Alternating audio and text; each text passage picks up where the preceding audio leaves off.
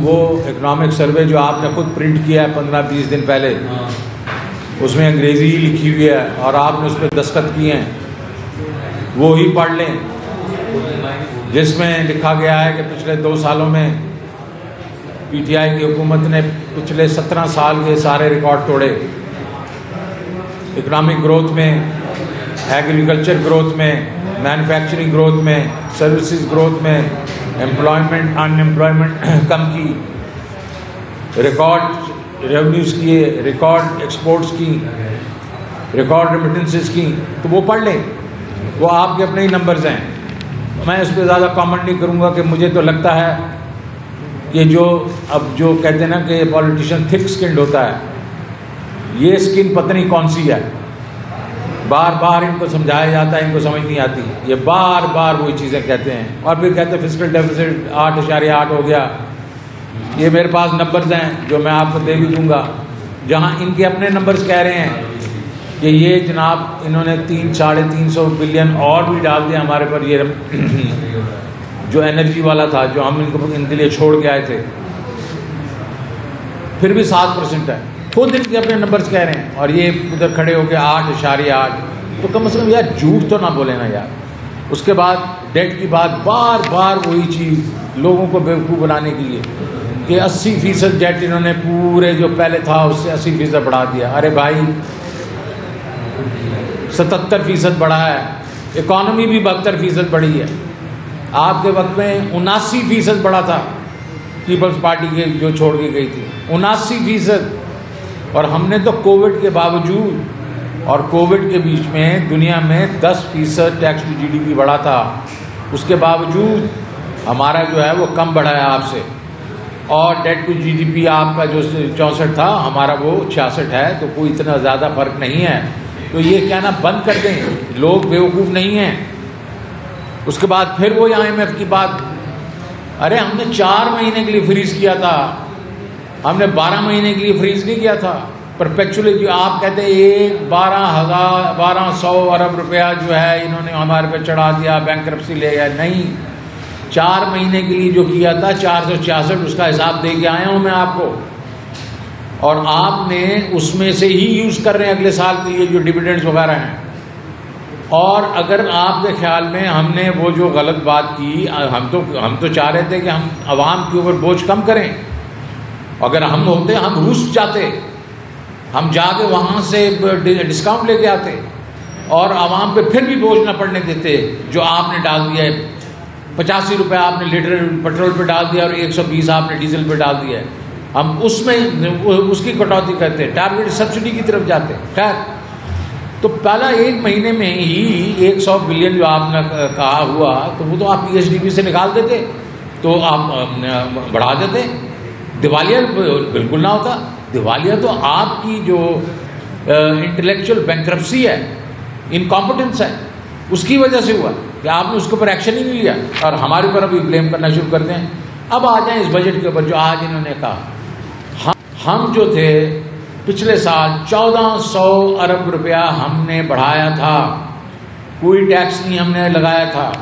And پہ IMF نے ہمیں کہا تھا کہ تھوڑے سے یہ ٹیکس تقریباً 700 ارب روپے کے آپ ایگزمپشن نکالیں، ہم نے اس میں وہ بھی نہیں کیا، اور فروری میں جا کے ہم نے 300-350 کی ایگزمپشن نکالی جو ہم نے ریفنڈیبل کر دی، تو ہم نے کوئی ٹیکس نہیں لگایا، اور پھر بھی 1400 ارب روپیہ ہم نے نئے ہم ریونیو لے کے آئے۔ اس سال ہمارا ٹارگٹ تھا 8000، اور آپ نے کیا کیا، پرانے پاکستان چلے گئے اور آپ نے اٹھا کے 13 کمپنیوں پہ 10% ریٹ بڑھا دیا۔ آپ کا جو اس وقت ٹیکس کا افیکٹو ریٹ ہے وہ تقریباً 45 سے 60% ہو گیا ہے، بینکوں کے اوپر 58% ہے۔ وہ کیسے وہ پیسے بنائیں گے، اور کیسے یہ جو آپ کی معیشت ترقی کرے گی؟ اس کے بعد پھر آپ نے ایون انڈیویجولس پہ بھی بڑھا دیا، جو ظاہر ہے ان کے جو پیسے بنا رہے تھے، ہم نے تو کسی پہ نہیں بڑھایا تھا۔ ہمارا کیا وہ طریقہ تھا کہ ہم براڈننگ کریں گے۔ 43 ملین 43 ملین نئے ٹیکس پیئرز کی لسٹ چھوڑ کے آئے تھے، جس کو ہم نے اس دفعہ وہ ان سے ٹیکس لینا تھا، ہم نے ریٹیل کے اوپر، اور انہوں نے ردی کی ٹوکری میں پھینک دیا اس کو. ہم نے ریٹیلر کے پاس پی او ایس مشین لگانی تھی اور ہم نے سپلائی چین کو کیپچر کرنا تھا ٹیکنالوجی کے تھرو، اور انہوں نے اٹھا کے سب کے اوپر فکس ٹیکس لگا دیا. ارے بھائی فکس ٹیکس آپ لگا رہے ہیں، چھوٹے ریٹیلر پہ ضرور لگائیں، لیکن اب سب پہ لگائیں گے تو یہ تو سارے بڑی بڑی مچھلیاں نکل جائیں گی بیچ میں سے. اور وہ کیوں یہ کر رہے ہیں؟ یہ سارے ان کے ووٹرز ہیں، سارے یہ ان کی کانسٹیٹوئنسی ہے. تو وہ بھی ردی میں چلا گیا. اس کے بعد ہم نے ٹریک اینڈ ٹریس کیا تھا، 3 کے اوپر 3 کمپنیوں پہ ہم لگا رہے تھے، کئی اس کے اوپر انڈسٹریز پہ، ٹبیکو پہ، آئل پہ، اور ہم نے اس سے پہلے شوگر پہ لگایا تھا، اور 20 اوور آل ہم نے لگانی تھی. ردی کی ٹوکری میں سلو کر دیا انہوں نے اس کو اور شیلف کر دیا. تو یہ ہمارا پروگریسو جو ٹیکسیشن سسٹم تھا، جو کہ لے کے جاتا ہمیں 8,000 ارب اس سال، اور ہم نے اگلے سال لے کے جانا تھا 10 ٹریلین پہ. انہوں نے اس کو روک دیا. اب سارے ٹیکس لگانے کے باوجود 7,470 ارب روپیہ یہ لیں گے. یہ اس کی وجہ سے آپ کی جو ہے انڈسٹری بھی رکنا شروع ہو جائے گی، اس کے بعد ان امپلائمنٹ ہوئے گی، اور یہ انڈسٹری جس پہ آپ لگائیں گے وہ اپنے جو چیزیں بناتے ہیں اس کے اوپر اپنا قیمتیں بڑھا دیں گے. پھر آپ کہتے ہیں کامن مین کا کوئی اثر نہیں پڑے گا. کیسے نہیں پڑے گا؟ وہ پاس آن کریں گے. تو اگر اس چیز کو دیکھا جائے تو ایک انہوں نے جو پروگریسو ٹیکسیشن سسٹم سے وہ واپس پرانا پاکستان چلے گئے ہیں، بیکاز ان کو صرف یہی آتا ہے. اب میں بجٹ کی اور چیزیں بتا سکتا ہوں. یہ بجٹ بنا رہے ہیں 11.5% افراط زر پہ. اس وقت افراط زر ہے 28%، اور بڑھے گی. ابھی آپ دیکھیں گے آج بھی نمبر آئے گا، اور اس کے بعد جب یہ گیس کی پرائسز بڑھائیں گے اور بجلی کی پرائسز بڑھائیں گے، اور پھر 750 ارب روپے کا پیٹرولیم لیوی لگائیں گے تو اور بڑھے گی 35 سے 40%. تو 11.5% کیسے ہوگی ایوریج انفلیشن؟ تو آپ دیکھ لیجئے گا یہ مہنگائی کا طوفان آئے گا. اس کے بعد بینکوں نے اپنے ریٹس بڑھا دینے ہیں. اس سے یہ ہے کہ چھوٹا تاجر، چھوٹی بزنسز وہ بالکل تباہ ہو جائیں گے. کون دے گا 24, 25, 26% جو ہے وہ اپنا انٹرسٹ ریٹ اور سود دے گا اور اس کے بعد بزنس کرے گا؟ وہ ختم ہو جائیں گی. آپ کی ابھی فیکٹریاں بند ہونا شروع ہو گئی ہیں. مجھے اطلاع ملی ہے کہ موبائل کی کمپنیاں جو ہیں انہوں نے پروڈکشن بند کر دی ہے، کئی گاڑیوں کی پروڈکشن بند ہو گئی ہے، اور چیزیں بند ہونا شروع ہو جائیں گی. اب یہ 10% 13 انہوں نے انڈسٹریز کو لگایا، وہ بھی بند ہونا شروع ہو جائیں گی. تو آپ کے پاس اس وقت اگر آپ دیکھیں تو وہ افراط زر جو ہے اس سے جو ہے ڈیٹ سروسنگ جو 3,900 بلین کی بات کر رہے ہیں وہ 1 ٹریلین سے بڑھ جائے گی. وہ بہت بڑا ہول ہوگا. اس کا مطلب ایک اور بجٹ آئے گا، IMF فورس کرے گا ان کو، اور اس کے بیچ میں 800 ارب روپے کے انہوں نے کہا کہ پروونسز ہمیں سرپلس دے دیں گے. وہ 800 تو انہوں نے آلریڈی اپنا ڈکلیئر کر دیے اپنے بجٹس. 125 صرف پنجاب دے رہا ہے، سندھ ڈیفیسٹ بجٹ ہے، فرنٹ KP کہہ رہا ہے کہ ہم کچھ نہیں دیں گے، بلوچستان کا ہم کچھ نہیں دیں گے. 700 ارب کا تو یہ ہول ہے. آج کھڑے ہو کے بڑی تقریریں انہوں نے کر دی اپنی PhD پہ. اس کے بارے میں نہیں بتایا کہ یہ ہول کیسے مطلب پورا کریں گے. پھر ان کے سبسڈیز جو ہیں اس کے بیچ میں کوئی 500 ارب روپے کا ہول ہے. پھر GIDC جو ابھی تک سپریم کورٹ نے بھی کہا اور وہ بھی ابھی تک لوگ نہیں دے رہے تھے، تو پھر کیسے دے دیں گے؟ اور سب سے بڑی بات یہ ہے کہ یہ باٹم اپ جو ہم نے اسکیمیں شروع کی تھی، صحت کارڈ، کامیاب پاکستان پروگرام جس میں ہم بالکل سود کے بغیر لون دے رہے تھے ایگریکلچر کے، کاروبار کے لیے، گھروں کے لیے، اور پھر کامیاب جوان، احساس کے جو پروگرام تھے اس کا کوئی ذکر ہی نہیں ہے. وہ سارے غائب ہو گئے ہیں، کیونکہ یہ تو ابھی غریبوں کی باتیں کرتے ہیں، ان کو تو غریبوں کا کوئی خیال ہی نہیں ہے. جو لوگ 35 سے 40% جو انفلیشن کر سکتے ہیں، مہنگائی کر سکتے ہیں، وہ یہ بھی بند کر سکتے ہیں، اور انہیں کر کے دکھایا. تو میرے خیال کے بیچ میں اب ایک تو کامن مین بہت افیکٹ ہوگا، ان امپلائمنٹ ہوگی، اس کا پاورٹی بڑھے گی، اس کے بعد یہ ہے کہ انفلیشن تو میں نے کہہ دیا پہلے بھی ہوگی، اور جو کاروبار ہے، جو آپ کی فائنینشیل مارکیٹس ہیں، آج جیسے انہوں نے یہ بجٹ اناؤنس کیا ہے، اسٹاک ایکسچینج 2000 پوائنٹ سے نیچے گر گئی اور بند ہو گئی ایک وقت میں. انہوں نے بند اس لیے کی کہ انہوں نے پھر منور کرنا تھا، چند بڑی بڑی ان کی کارپوریشن ہے اس کے تھرو انہوں نے پیسے بیچ میں ڈالنے تھے، اور اس سے کوئی فرق نہیں پڑے گا. اور اس کے بعد آپ کا ایکسچینج ریٹ جو انہوں نے کل بڑا ہی کہا کہ جناب 4 روپے 70 پیسے بڑھ گیا ہے روپیہ، آج پھر گر گیا ہے، کیونکہ کوئی بھی ان پہ اعتبار نہیں کر رہا. اور مجھے یہ بھی ہے کہ یہ ہمارے بارے میں کہتے ہیں IMF کا، میں جب جا رہا تھا تو IMF کے ساتھ بالکل معاہدہ وہ برابر پہ تھا.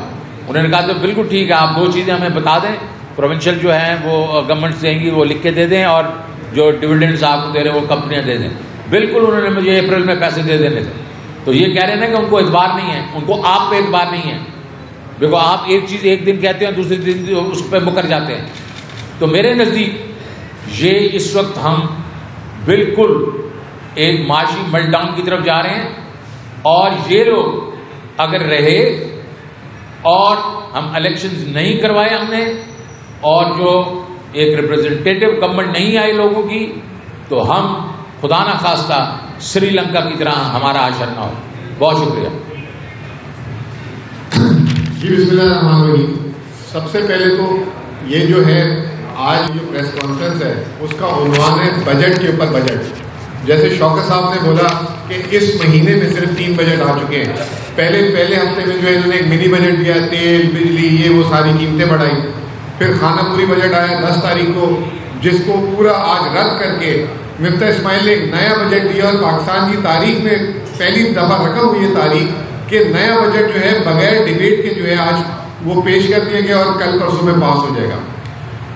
اس کی وجہ سے جو ہے ملک میں جتنی غیر یقینی صورتحال ہوئی ہے، میں آپ کو ایک اندازہ دیتا ہوں، آپ ساروں کو پتہ بھی ہوگا کہ چاول عید کے بعد سے جو سپر کرنل چاول ہے 150 روپے سے 300 روپے کلو ہو چکا ہے. ابھی بجٹ کے اثرات عوام پہ نہیں آئے، ڈیزل کے اثرات عوام پہ نہیں آئے.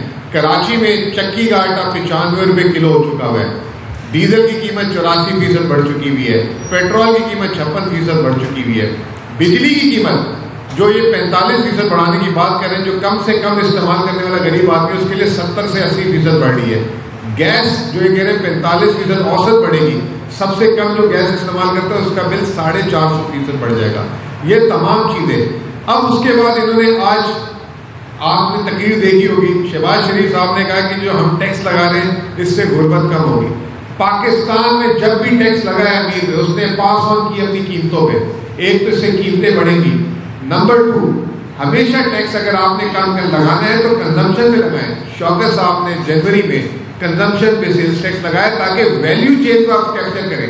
جو لوگ اس چیز کی تجارت میں ہر ایک کو ٹیکس لگایا جائے تاکہ اس کی آمدنی پہ ٹیکس لگے.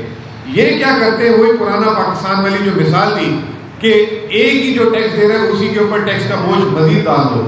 10% ٹیکس لگا دیا. آج 40% جو ہے عام کمپنی پہ ٹیکس ہو گیا، بینکوں میں 58% ٹیکس ہو گیا. انڈیا جس سے آپ نے کمپٹیشن کرنا ہے، بنگلہ دیش جس سے آپ نے کمپٹیشن کرنا ہے، وہاں پہ 25% ٹیکس ہے. تو پہلے بتائیں کہ بیرونی سرمایہ کاری آپ کے ملک میں کہاں سے آئے گی؟ اگر کسی نے آ کے 60% ٹیکس دینا ہے تو وہ کہے گا میرے بھائی اس ملک میں رسک کیوں لوں. پھر اس کے بعد انہوں نے جو سب سے اہم چیز ہے، جو 2-3 باتیں میں کروں گا پھر ہم سوالات پہ چلے جائیں گے. مفتاح صاحب نے کہا کہ 4 سال کے جو خسارے ہیں اس کی وجہ سے آج میں نے 10% ٹیکس لگایا.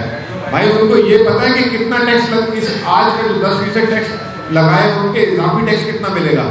صرف 80 ارب روپے. اگر کارخانوں کی رفتار وہی رہی جو شوکت صاحب کی جو ہے 10% کے حساب سے رہی، ہمارے حساب سے کارخانوں کی رفتار منفی ہو جائے گی. اور اس سال جو 7,400 ارب روپے جو ٹیکس لینے جا رہے ہیں، میں آپ کو کہتا ہوں ابھی پیشن گوئی کرتا ہوں کہ یہ 6,500 ارب بھی ٹیکس نہیں لیں گے. اور 75 سال میں ایک دفعہ جو کووڈ کی وجہ سے منفی گروتھ ہوئی تھی، اب ہم 2 سے 3% پہلے کہہ رہے تھے گروتھ ہوگی، وہ بھی نہیں ہوگی، وہ بھی منفی ہو جائے گی.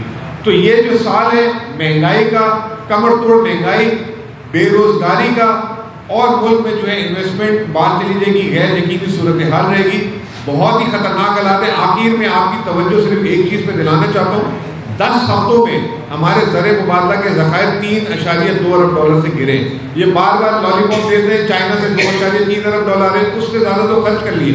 یہ اگلے 2.3 ارب ڈالر کتنے دن چلیں گے؟ یہ بھی 4-6 ہفتے میں ختم ہو جائیں گے. ان کو کوئی پیسے نہیں دے رہا. تو ملک جو ہے یہ جیسے شوکت صاحب نے کہا کہ سری لنکا, میں سری لنکا نہیں اس کو کہوں گا, بہت برے حالات ہیں اور ان سے قابو میں نہیں آ رہے. ان کا ایک کریڈیبلٹی کا ایشو ہے, دوسرا ان کا لیجیٹیمیسی کا ایشو ہے.